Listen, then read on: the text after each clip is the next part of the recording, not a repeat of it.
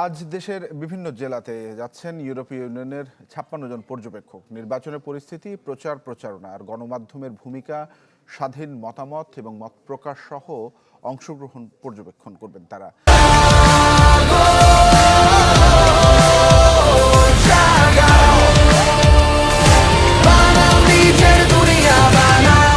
সকালে রাজধানীর ইন্টারকন্টিনেন্টাল হোটেলে ডিপ্লয়েড প্রক্রিয়া শুরু হয়।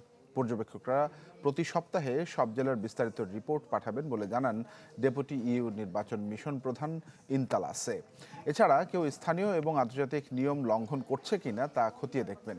আগামী ৩ সপ্তাহ চলবে এই পর্যবেক্ষণ। নির্বাচনের আগে আরও ৯০ জন ইইউ সংসদ সদস্য বাংলাদেশে আসবেন। জুলাই বিপ্লবের পর এই নির্বাচনকে ঐতিহাসিক হিসেবে দেখছে EU. All our analysts as well as all our election observers in the field, it's impartiality, it's independence, and it's non-interference, which means we are invited to observe, not to interfere.